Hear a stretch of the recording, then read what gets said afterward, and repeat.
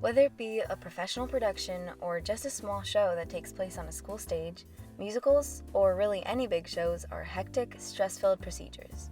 They require a team of actors, technicians, and musicians to have a successful show. This is Theatricult, a podcast devoted to the unseen magic of technical theater. I'm Ruya Yaman, and in this episode, we're going to be talking about how the different components of tech can make a production so much more exciting.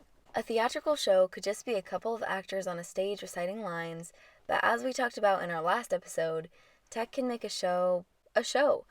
In the words of a former executive of Carlmont's Technical Theater Association, Rachel Toby, every separate aspect of tech adds the extra to the show. Because you could have a show with no lighting changes or not fancy sound, but it just kind of adds to the whole quality of the show. And then there are also the people helping backstage a lot of the time. They're the people that can be helping with quick changes. They could be the people moving your set pieces around. So that's just what makes the shows a little bit more special. All the various jobs that Rachel mentioned add multiple dimensions to shows, from fitting mics onto actors, to calling cues on headset, to meticulously organizing each and every prop. These jobs are all essential to the quality of a production in their own way. For this episode, we focus on Carlmont High School's largest production, one that involves over 100 students each year, the musical.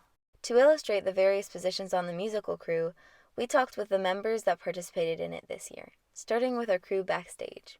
This is one of our assistant stage managers for the musical this year, Caitlin Perrohinog.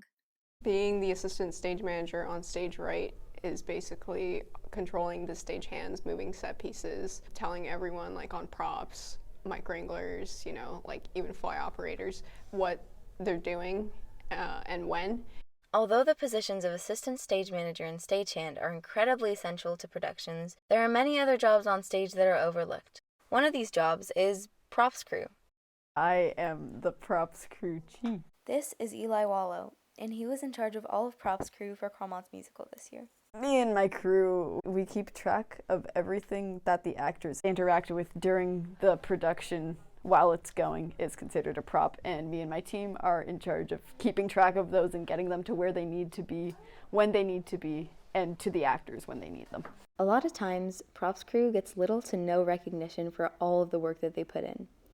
Just think of your favorite show or a musical or a play, and then imagine that same show without props. It would be extremely boring. Yet another job that is overseen in a lot of shows is the fly operator. This job is actually quite a backbreaking one and requires a lot of physical effort. The fly operators handle a complicated system of weights and ropes backstage, which is called rigging.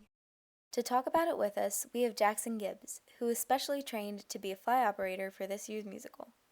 I think my position is pretty important overall because it's a very important part of scene changes, showing what's going on and where people are during the play.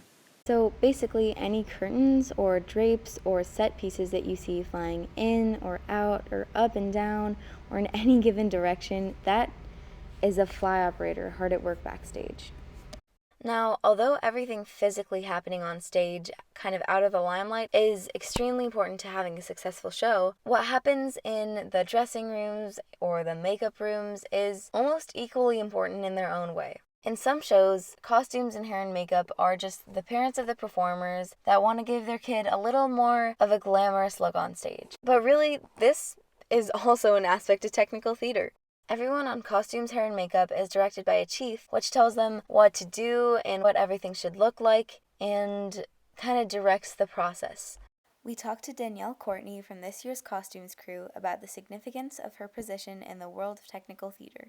I don't think that people tend to think of costumes when they think of technical theater because of the word technical. When I think of technical theater, I think of stuff like rigging and stage managers and light and sound and stuff that's literally connected to wires or buttons and things along those lines. So because of the word technical, I think that costumes is sometimes forgotten, but I don't think that it makes it any less important. That was actually a perfect way to put it, and although this aspect of theater might not seem as technical as the others, it's still essential to giving more depth to characters and scenes and painting a better picture for the audience overall. Now, it's time to talk about a couple of the more well-known aspects of technical theater. These usually take place in the booth, which is a closed-off area for special machinery like light and sound consoles.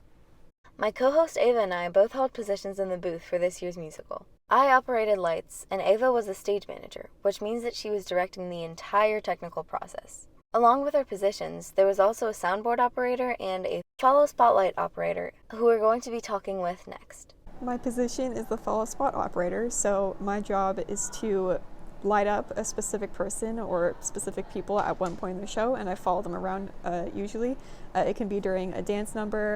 Whenever we need just one person illuminated or to stand out, I'm the one that's gonna do that. And some people think it's like a programmed thing, like there's not even a person operating it. That was Angelina Colombo, this year's follow spotlight operator, and that last part was actually really interesting because before I joined tech, I would have never thought that the spotlight was run by a single person.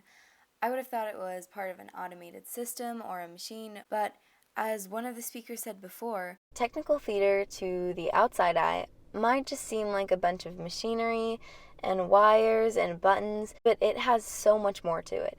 All the different dimensions and layers and even individual communities that help to create a show contribute to the overall production quality and make the show that much more thrilling to watch. I'm Ruya Yaman, and this has been Theatricult for Scott Center News.